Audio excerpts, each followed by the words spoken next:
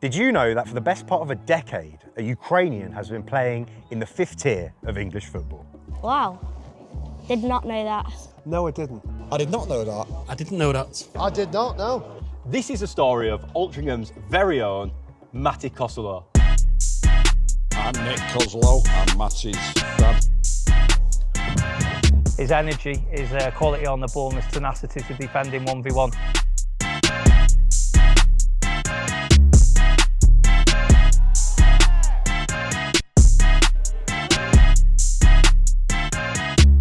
Slava Ukraini. Welcome to Altrincham.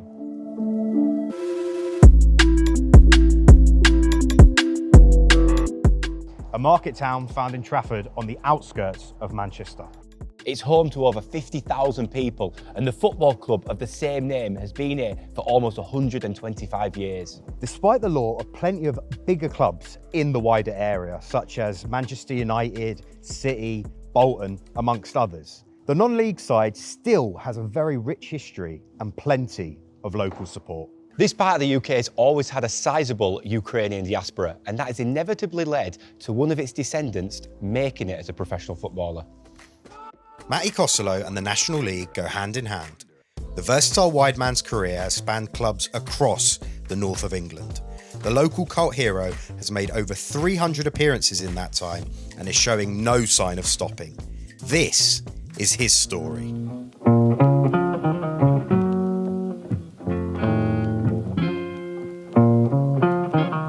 So, there have been a number of migration waves of Ukrainians to the UK down the years, over the decades even. The most recent one we all know about, 2022, post-Russian invasion, full scale, over 100,000 have come over. Yeah. Before that, slightly smaller one, 1990s, people came after the fall of the Soviet Union. And then there was one after the Second World War as well, 1914s, where my grandparents came over. On my mum's side, your granddad came over, and my dad even came over in the 1990s. So it's a bit of a mix. But it'll be interesting to see where exactly Matty's history is. So it'll be really, intriguing to find out where exactly his family are from, sort of how close his Ukrainian roots are and all that kind of thing, and where maybe it will take him going forward.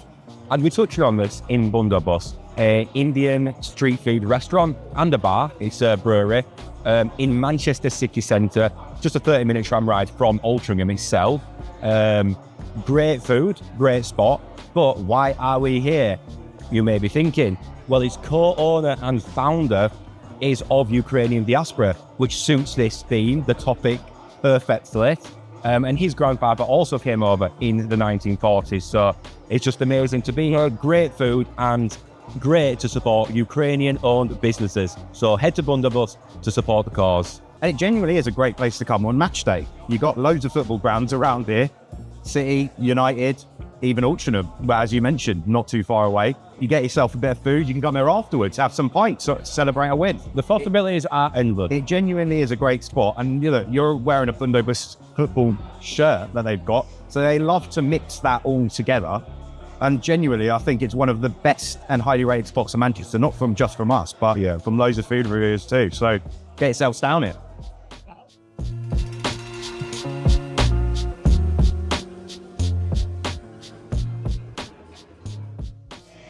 Matty Kosylo, what can you tell us about him as a player and his importance to the Altrincham team?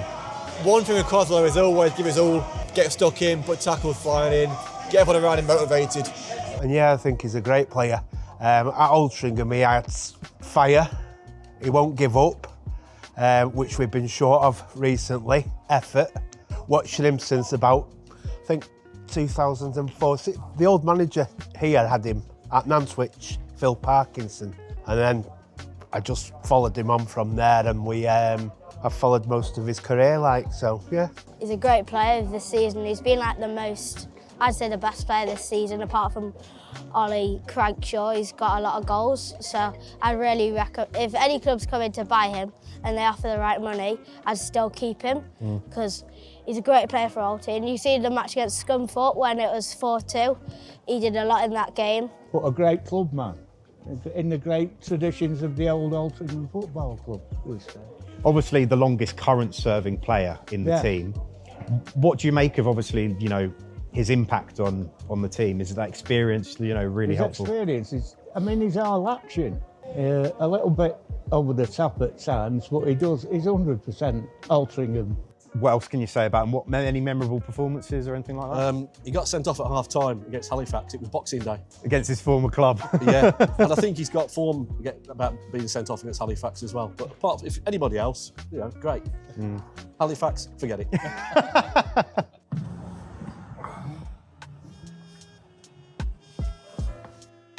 Introduce yourself for us. So, Matty Kosylo, Altrincham FC player. And how old are you? 33. What position do you currently play? Good question. Normally a winger.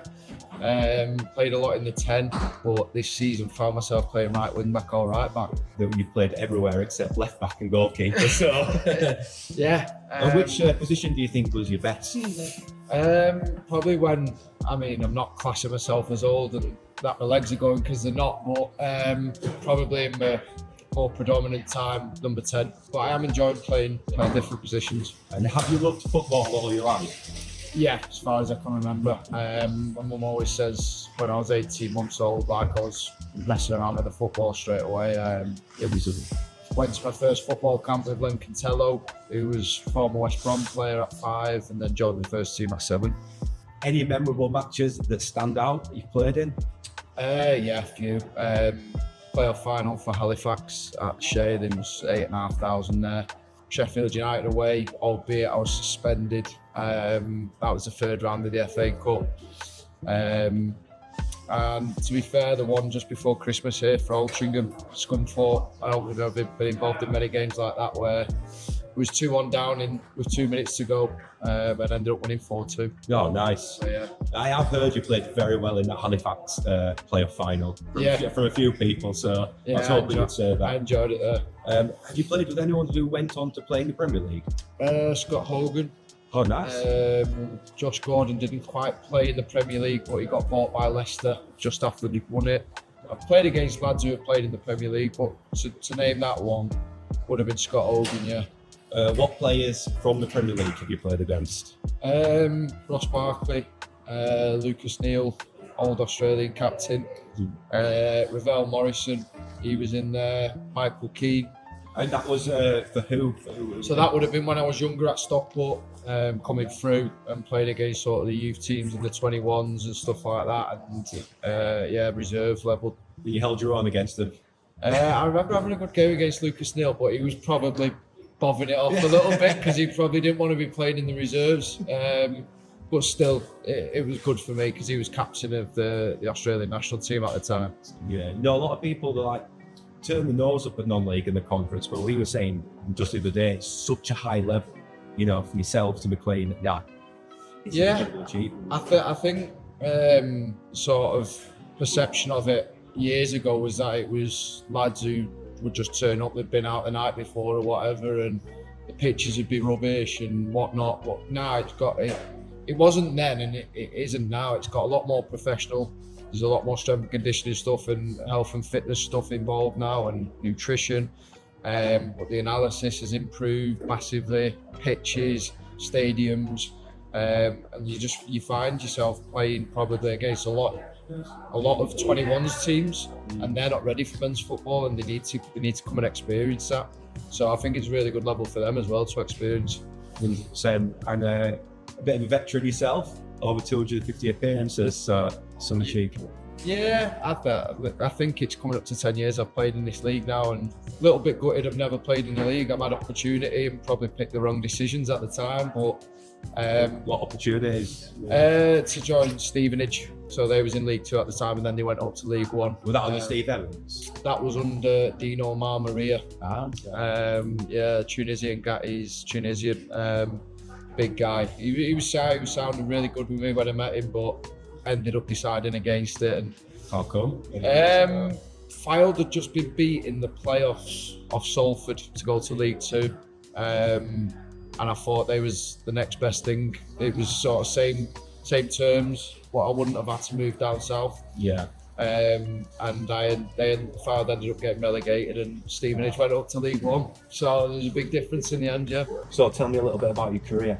So literally played Sunday League all the way up until I was 15.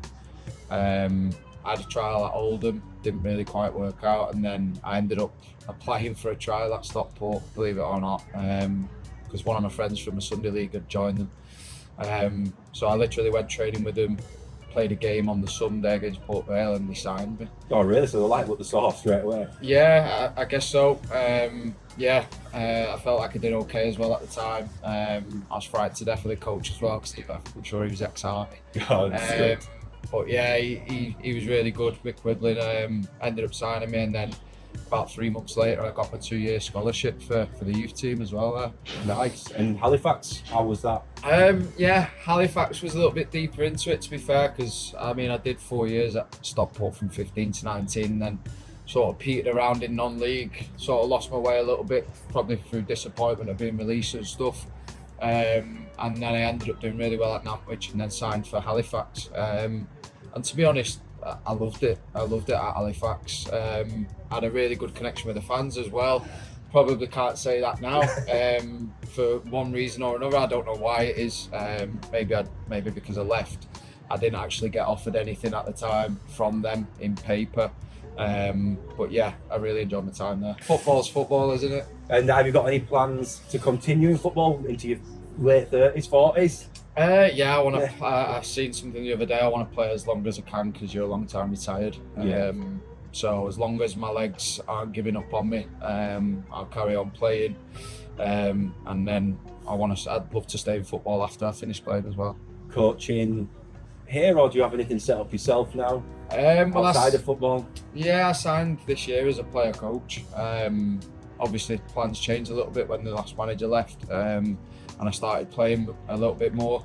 But I've done my UEFA B, I want to do my UEFA A, and I've got my own coaching business as well for coaching kids as well. Yeah. Oh, really? So that's all set up and ready when you retire then, yeah? Yeah, that's what I'm the trying name to of it? build. It's MK Football Coaching, original. But yeah, we're going to nurseries, we're going to schools, we do stuff outside the nurseries, one-to-ones, camps, stuff like that, so yeah. So who do you support? Man City. Yeah, I've supported them since I was a kid. A lot of people might say Gloryhuntas, but I've actually supported them from when we was rubbish as well. I know it must be hard to get to the games, obviously being a professional player, but do you ever get the chance? Yeah, my dad's got 2 season tickets, so predominantly for him and my little brother. But the year I spent out injured with my ACL, I went a lot. I like to watch every cloud. Yeah, that's it. Any idols, footballing idols? When I was younger, Morecambe, Michael Owen, Beckham. Those probably the 3. Shevchenko, yeah. Yeah, and probably now you look at I like Bernardo Silva. And the reason we're here, what is your connection to Ukraine? My granddad was from there, so he was born there, raised there, and obviously had to come over here during post-war, and then yeah, my dad was born over here, but obviously keeping ties to that connection.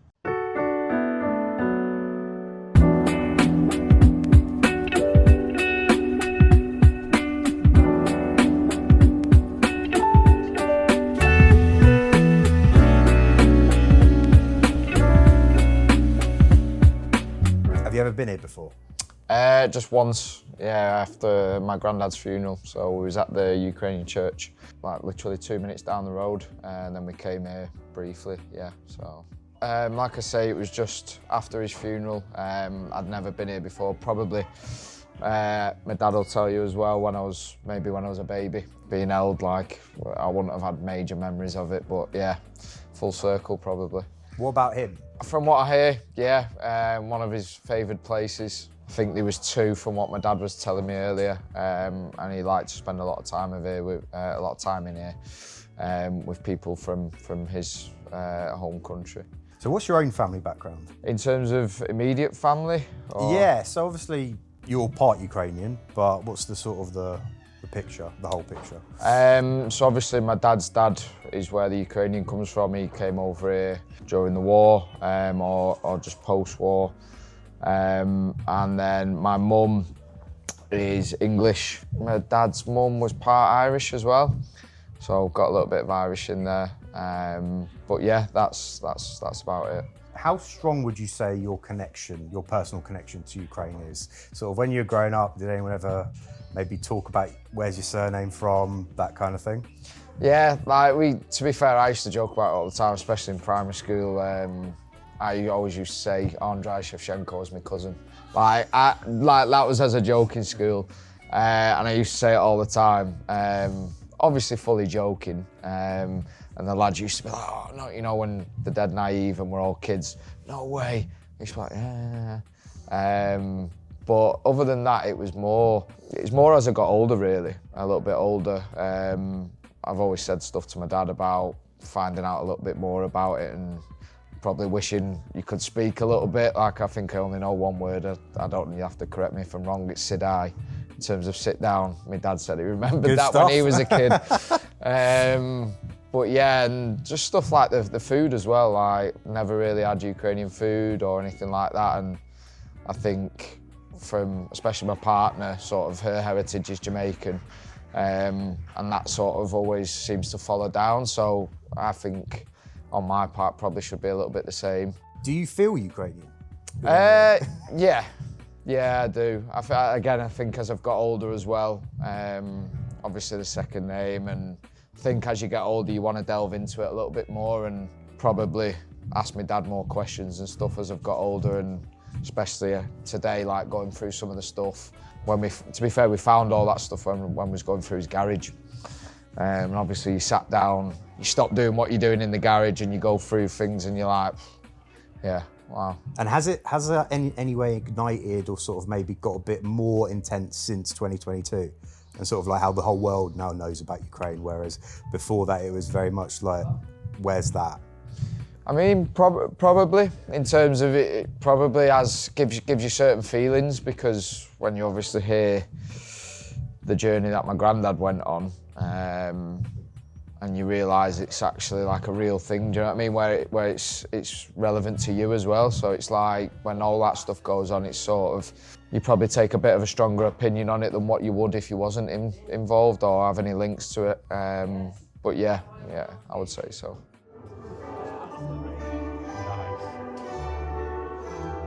A dance reflecting youth, vitality, and the dawn of a new day.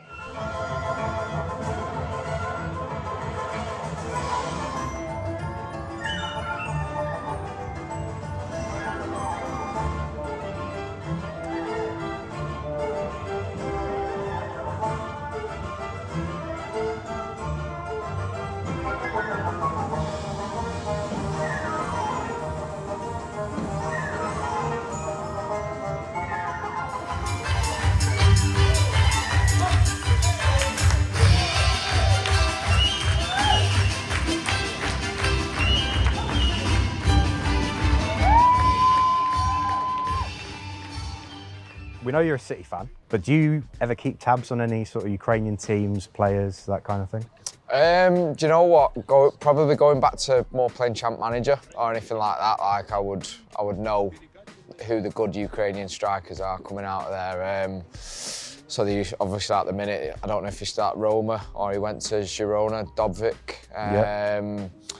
Obviously Shevchenko, Zinchenko, Voronin, and there was a striker not long ago, I think he come through at Dynamo Kiev, his second name began with S. Supraga? Yeah. That is rogue. Yeah. But he was highly rated, and I was like, maybe he's gonna be the next one. Have you got any Ukrainian footballing memories of your own, maybe from like your childhood, like the 2006 World Cup or something like that? I mean, there was a shirt where it was all yellow and then it had it was a bit like a cross. The triangles. Yeah, like the blue, that was Shevchenko when I think that was one of his last tournaments. That was probably the main one.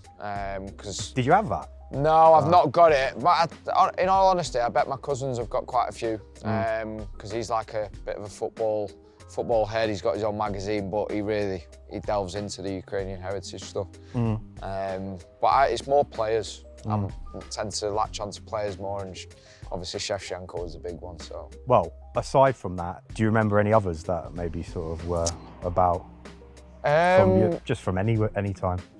I mean, Probably not when it was happening, but when I watch a lot of old football stuff, obviously when Dynamo Kiev had Shevchenko and Rebirth up top, and they went quite far in the Champions League, beat the likes of Barcelona and stuff like that. Obviously Shakhtar, even though predominantly a lot of the forward exciting players now can be Did you resilient. get to any of the City games when they played? I've not, no, I've never played, I've never been to watch them, sorry.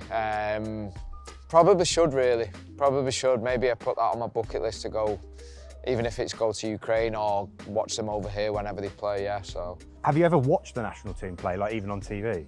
Yeah, like I say, probably when I was younger, latched onto players more. Yeah, so I mean, I forgot one there because he's banned, but Mudryk, I remember watching Ukraine versus Scotland, I think it was at Hampden Park, and he's done a little bit of skill, and he's hit this ball with the outside of his boot, probably a 40-yard pass, and I actually thought, I think City could get him, like he could suit City after Sane and stuff had left.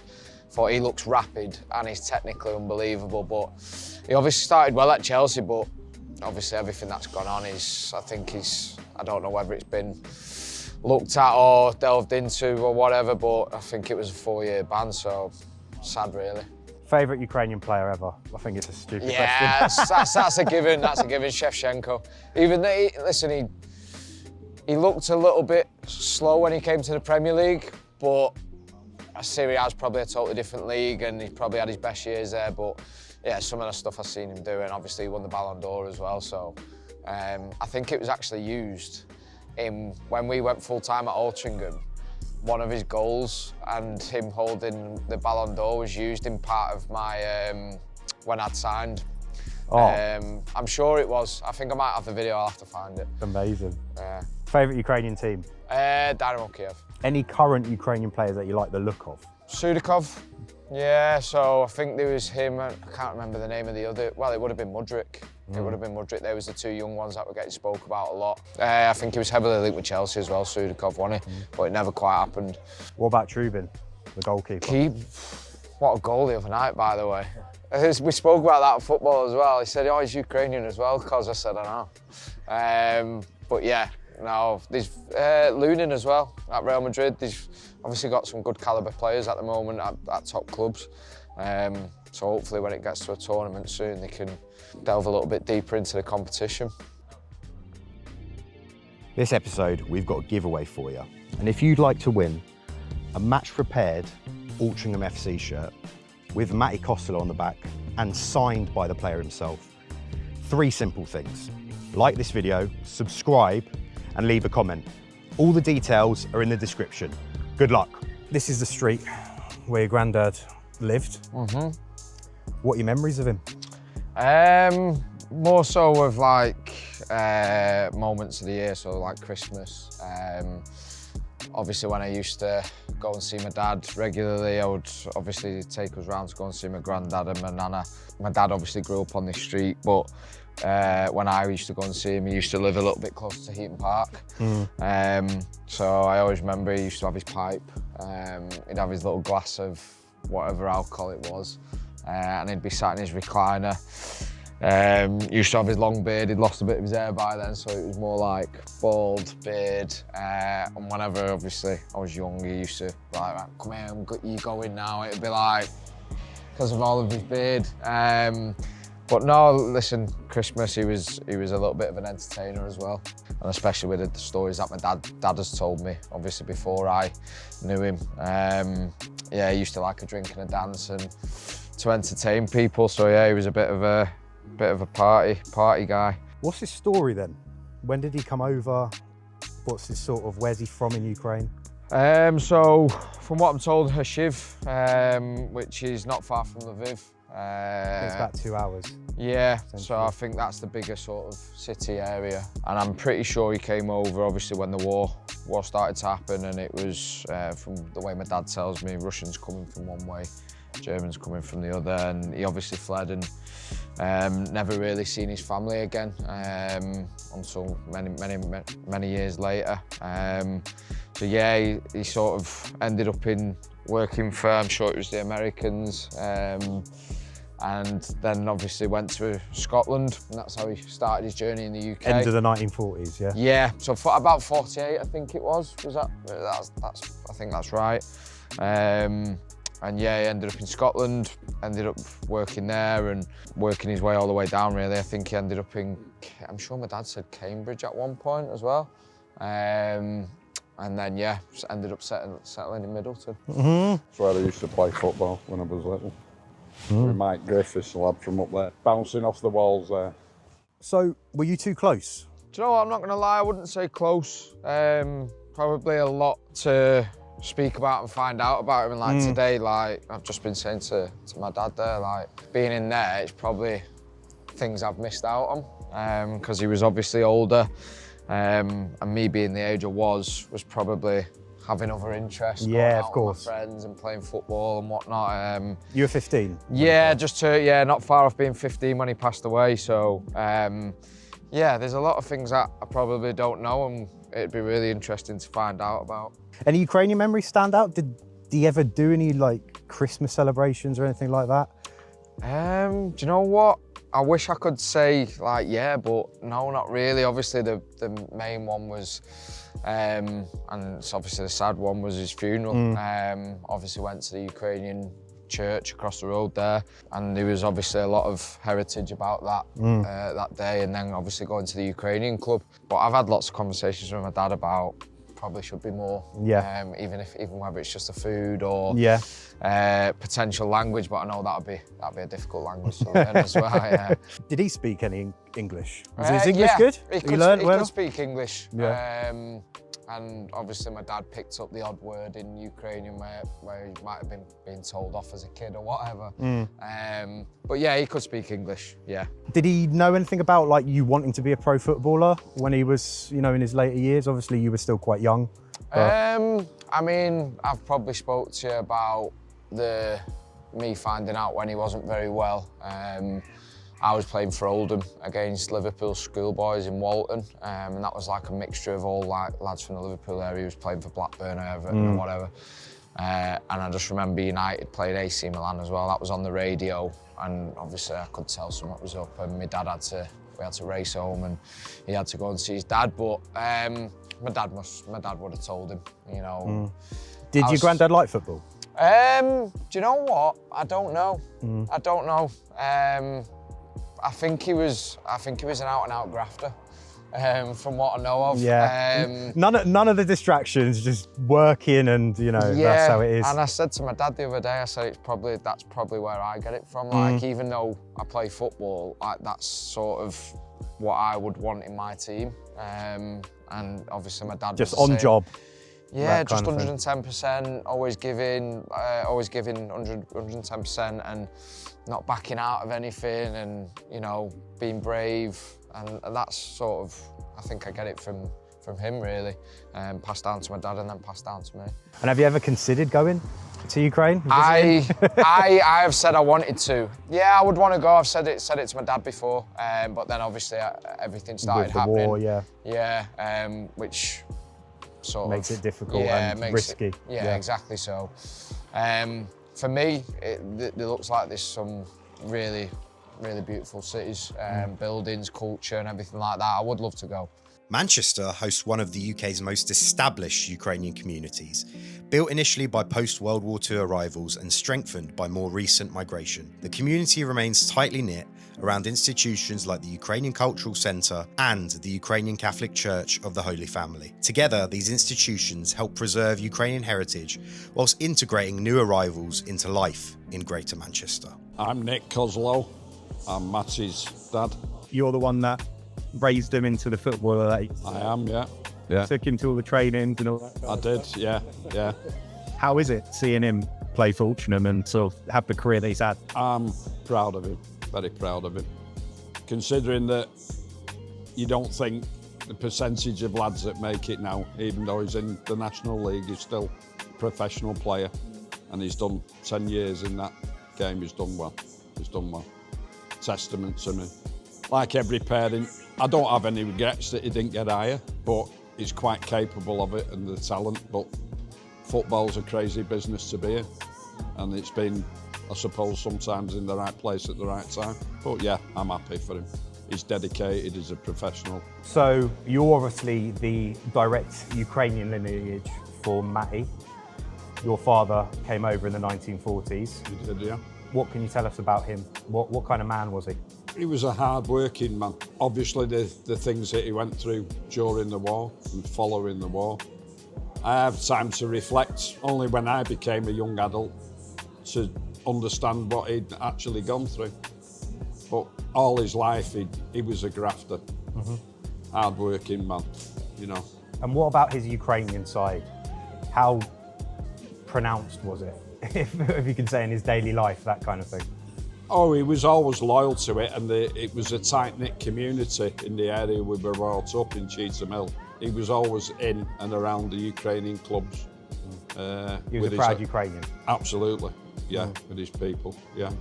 What about yourself? Do you remember anything like Christmases and, you know, the food and that kind of thing from your early yeah.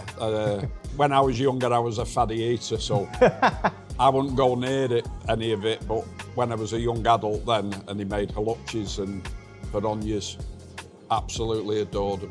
You know, I miss them now, you know, but in my mind, I can always taste it. You know, the food, it was special. The Christmases, like I said to you before, the tree used to stay up for like 3 weeks, which when you were little, I thought was brilliant. You know, we didn't get second presents then in them days, but yeah, it was always good. There was Pascha, and then sometimes the Ukrainian choir would come round and sing in the hallway. So there was good memories of that. Yeah. And the Ukrainian club, did you go down there a bit in your yeah. I always remember trying to fight my way through, and my dad would be at the bar with a pint of Guinness, you know, looking up and hearing all this strange language. And it's always in the back of my mind. I can hear it in my mind. Any words that you remember? No, not a lot. Dobry den, I think, was one of them. You know, Sidai, but only little bits.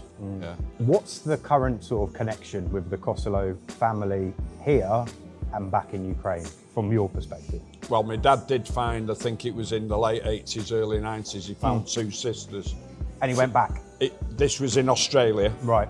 And he travelled over there, and then the pictures I've showed you there when he went back to the Ukraine in the early 90s, that was through the Ukrainian Association that he'd located. He went back to his village there, but his sisters, he thought, had long gone. He had a number of brothers, I can't remember how many, but definitely 2 sisters he found in Australia, one in Melbourne, one in Adelaide. I think one of his sisters sadly passed away during the COVID. She was still of sound mind and everything, and COVID got her, and she was 106. See, these people go through such tough things, and they still live to, like your own father, 91. 91 my dad was when he passed on. It is just a testament to it. Strong people, very strong. And what's, you know, since 2022 and obviously since 2014 as well, has your connection made with Ukraine got a bit stronger? Just, you know, seeing it on the news and that kind of thing? Oh, absolutely. I always sit there and watch the news and think what my dad would have thought of it, and he'd have been absolutely heartbroken, almost certainly, you know. Like he was living. He would have had these strong views on what the Russians were doing, no two ways sure. about it. And especially if he'd had a shot of vodka, he'd have said a lot more and all. I can guarantee you that, you know. But yeah, he would have had strong views. He'd have been heartbroken like a lot of the Ukrainians are. Great to meet Matty's dad today. Yeah, really insightful, you know, into the background of his Ukrainian side, finally. And for me, his story is like so similar to my own. So the more I learned about that, it was constantly resonating. And I don't mean just like the geographical sense of him going into Germany and then coming into the UK, that sort of thing, and even going back only once, but even like characteristics between his granddad and Matty. So like Matty on the playground called himself Shevchenko, similar, I had a nickname being Ukraine. And yeah, so that it was interesting to see. And do you know what he has as well, Matty, what I'll say? He's got that Ukrainian buzz, that glint in his eye. Yeah. You know, that I think only if you have that Ukrainian heritage, you have that interest. But I think this has been a good experience for him as well. We'll speak to him about it, I think, later on. Yeah, for sure. That you know, it's helping him maybe reconnect a bit more and find out a bit more about his history and family and all that kind of thing. You know, in light of the fact that he's got Ukrainian heritage, you know, getting more in touch with that, I think, is a very good sign. Yeah, absolutely. And his dad was, you know, reminiscing about the times when he came here to Manchester club, when he went to the church and all that kind of thing, eating holubtı. Yeah. You know, so he is obviously from that old sort of diaspora baby kind of thing, and hopefully, you know, it will put both of them onto the course of maybe rekindling it a bit more. Yeah, the Ukrainian community welcomes people in with open arms, as I knew. And yeah, I think we have 2 new members to this British Ukrainian community. For sure.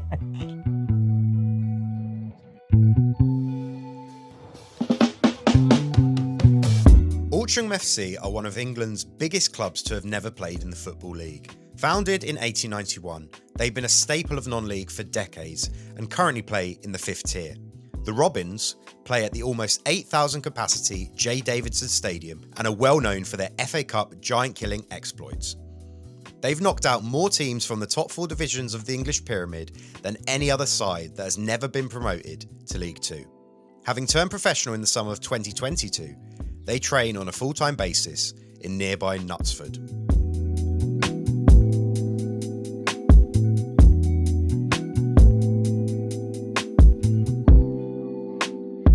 So Altrincham, tell us about your timing. Well, I signed here off the back of a bit of a bad season at AFC Fylde. Signed for a manager that I'd played for before. Really enjoyed my time with him previously as well. And yeah, I've loved it since I've been here. It's a really community-based club, family-orientated, really together. And we've been in this division since I've signed now. We've become a club in this division that's trying to progress constantly. And strive for promotion. It's not quite gone like that this year, but we obviously finished 4th a couple of seasons ago, and then just missed out last year, so it's been enjoyable. Yeah, well, we've been doing a bit of research and the fans seem to absolutely love you here, so you must be making a decent impression. Yeah, listen, if that's great. What I'll try and do every week or every game is go out and give 110%. I expect that of myself, my teammates. And hopefully the fans can see that, and that's why they appreciate it. Is this where you turned pro then? Yeah. No. So I turned pro when I was 15, 16 at Stockport. So I was full time then. But we did go full time whilst I was here. Yeah. So when I joined, we was part time. We trained twice a week, but we made the transition to go full time. I think it was 2 or 3 years ago. 3 years ago now. I was in the middle of at the start of a big injury. Yeah. So yeah, we started to go full time then. Nice. And the atmosphere, tell us a little bit about that. Yeah. Yeah, no, listen, I'd probably go as far as saying the playoff season was unbelievable. The fans in the area, when we've got to get them spirits high for them. We've got to perform, we've got to get them behind us. But when they do, they're absolutely brilliant. We've had a few times where there's been fireworks over there and flares and stuff like that. So it is good. It is good to get behind us, but we've got to perform to make that happen. And new manager, what's he like? You like him? He's been really good. I don't mean this in a bad way. I've been really surprised about how hands-on he is in terms of his coaching. He's very detailed when he's on the pitch in terms of coaching. And I'm learning a lot from him in terms of tactics and formations and how fluid he is with changing that. Probably not really been under a manager who does that a lot like that. They normally have to set formations and stuff. So yeah, listen, I'm always open to learning and I'm enjoying it under him. Right. Penalty shootout challenge. Matty Kosylo.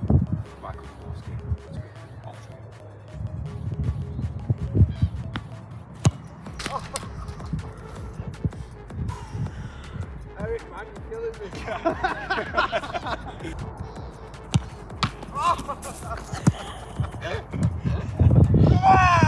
So obviously Matty has a Ukrainian connection that we've explored with him. Would you be able to tell us a bit more about maybe the club's links with Ukraine over the past few years? When the war broke out, obviously we have, as a club, we've got sympathies with Ukraine, and at that time our away kit was matched the Ukraine flag colours exactly. It was exactly the same colours. So we decided that for our home game against Chesterfield, we'd wear our away kit, which we got permission from the National League to do, and we played Chesterfield on a Tuesday night in the March, just after the war had started, and we won 1-0, which was a huge victory for us because Chesterfield had just come out of the Football League. It's our first victory over Chesterfield, I believe, and we won 1-0, and Matty scored the goal, and it's a really famous goal because he's hit the ball from a good 25 yards, possibly even 30 yards, probably 25 yards, and it's bounced on our, it has to be said, pretty poor pitch at the time, and it's what we call it, the bouncing bomb goal, because it's just bounced up and the keeper's had no chance. It's just flipped over. You've written in the stars that Matt I think so. Yeah, I think so. And yeah, it was a great event, a great night, and it was brilliant that Altrincham Football Club could show support for Ukraine through that football match. Matty Kosylo, your carpool buddy. Yes. What can you tell us about him as a mate and as a player? Cosy, what can I say? I've known him for about 5 years now. We've played together for 6 seasons, I think it is, and getting to know him, yeah, he's obviously my best mate in the group. Spend a lot of time with him, you know, he's a bright, public person. He's a bit older than me, but we have a good laugh and have good banter and stuff in the car school. But also that serious side, you know, anything I need from him, I can go up to him and he'll give me the best advice. Vice versa, I think I can say as well. So we share a lot together, and we've had, you know, social times as well. We can go out, and yeah, we're just best mates, so it's good. And as a player, what does he bring to the team, and you know, that experience and all that kind of thing? Yeah, I think because he's mentally very in tune with the game, so I listen to him a lot in terms of his advice, and he's energetic, he's bubbly on the pitch, he's very aggressive, he can get himself into aggressive situations, but in a good way on the pitch. Loves you know, he wears his heart on the sleeve, you know what I mean? So yeah, he's a good guy. And did you know that he's part Ukrainian? I did, only because we had a Ukrainian game for Alty a few years ago and he scored the winner. A little deflection off a bobble off the floor. But yeah, I did know he's part Ukrainian. Neil Gibson, first team manager of Altrincham Football Club. Tell us a little bit about Matty Kosylo as a player. So, Cossy's someone that has been probably epitomises everything that Altrincham Football Club kind of stands for. When we came in only three and a bit months ago, Kossy was sort of in and out of the team at the time, having been somebody who's played an enormous amount of games for Altrincham over the years, and we identified straight away that his passion, you know, the way he plays the game, he's all action, he's full energy. He has some really strong leadership qualities, and he had all the things that, you know, qualities and personality traits that we would look for in players that we would want in our team. So having him not been playing for a period of time, we felt it was important to get him back into the team, and his, you know, form's been really strong, and he is the type of person and player that sets good leadership qualities for the rest of the team, and a really good, strong example for others to look at. He is a forward, but you're utilising him a bit differently. Explain the thought process behind that. Yeah, look, he's played a lot of his career as a winger or somewhere in the forward line. In the way that we're looking to play with different shape, and probably don't play with wingers the same way, we've utilised him as a full-back. His energy, his quality on the ball and his tenacity to defend in 1v1 situations, it probably lends himself that he's got the good profile to play there. You know, it's a credit to him at the age that he is. You know, he's still very, very young in terms of, you know, still having 3 or 4 years of football career ahead of him. But, you know, players that are over 30 that ask to change positions, a lot of them would be a little bit reluctant to do so. But the credit to the person that he is, that he was up for it straight away and has taken it on board and been a really strong performer for us. Did you know about his Ukrainian roots? No, I didn't. I had to ask him because obviously, you know, when Kossy speaks, he speaks with a very broad, you know, sort of northern accent. But Kosylo is obviously not a common Manchester name, so I was really intrigued to know what his background and what his roots were. And obviously, he's very proud of the heritage that he comes from. Any Ukrainian connected stories from yourself over the course of your career? I think I'm, in my time playing for Wales under 21s, I did play in the Ukraine, but a long time ago, it'd have been in and around sort of 1998, 99. Oh, wow. A long time ago. I'm a lot older than I look. I'm not sure about that. But no, obviously, played against the Ukraine in the Ukraine and visited the country, although you don't see much of it when you go over to play football. You're in and out in 3 days, and played against them at home in Wales as well in the second game in that group stage. So, fond memories of the away game, because I think we got a decent result, but not so much in the home game. During your time at Wealdstone, do you remember there was like a Wealdstone Ukraine flag? Yes, I do, yes, yeah. That's mine. Oh, is it? Oh, really? No, we all remember your short time there very fondly, and it was really good stuff. But thanks for keeping us up as well. No problem. My next question was going to be, whereabouts in London are you from? So I didn't realise. Yeah. Well, there's always a link somewhere, isn't there? Of course, small world. Yeah, absolutely. But what a wonderful little football club that is, and I don't mean little in a patronising way, but absolutely very tight knit is probably a better way to put it. But yeah, fantastic football club. Loved my time at Wealdstone and being in and around the area. Great stuff.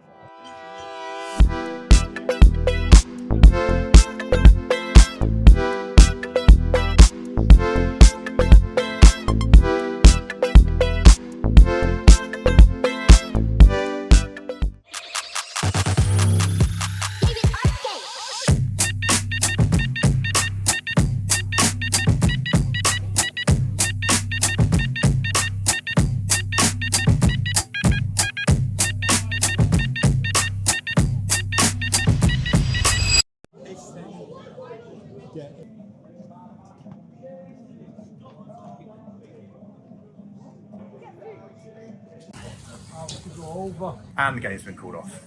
8 minutes before kick-off. We're back for the rearranged fixture against Morecambe FC. If you want hoodies like this, head over to UAF Fan Shop.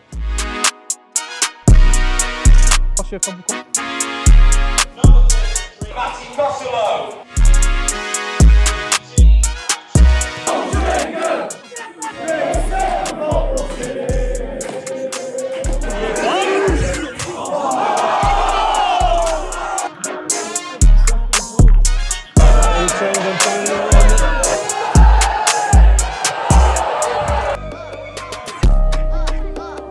And we want to find a cure as quickly as we can.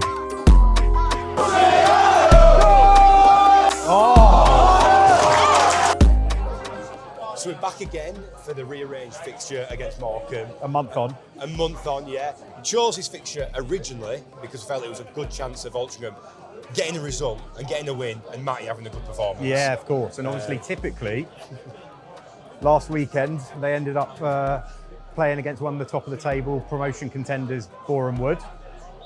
Beat them 3-1. Matty man the match. Typical. Ukrainian Roberto Carlos performance from him. But he's hoping that he can pull something off again today and then get a positive result against the Morecambe side, who typically sat their manager last week, who was absolutely terrible, and have got a club legend at the helm. So let's see how it goes. Morecambe 1-0, just at the start of the second half. Free kick.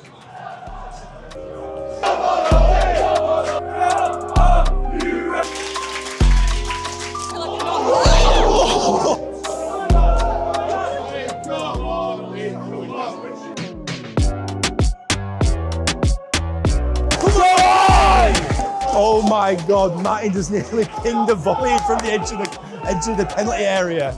I can't even speak, I thought he'd gone in. Corner. No, get it out. Win it. Yes! 1-0! On the contrary, the NC legend! The NC legend! Yeah! Come on, last minute, go on. Go on. So you know all the flags at the back. I think after this video, they're going to need to make a Ukrainian flag one for Matty, eh? The English Cossack. The English Cossack, the Cossack Kosovo.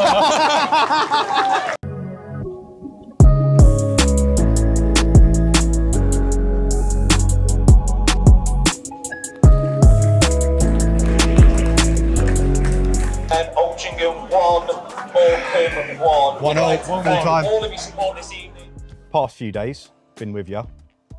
Do you think that you've maybe connected a bit more with your Ukrainian side over that? Yeah, 100%. Going to the Ukrainian club was a good experience actually. Spoke about it to a few of the lads already. Didn't expect there to be that sort of celebration on, and it was, do you know what, it was good to watch something like that because I've never experienced it. And I said to my dad later on that day, I was like, probably should have been something we did sooner, but maybe I was a little bit too young. But yeah, no, I've really enjoyed it. And maybe hopefully, you know, down the line, connecting even further, you know, with things. Yeah, listen, I said before everything started happening in the Ukraine, I would have liked to have gone. So maybe sometime in the future, yeah, me and my dad can go over maybe and experience a lot more of it. And can we count on your support for the national team in the World Cup playoffs in March? 100%. Get me a shirt and I'll put it on, 100%.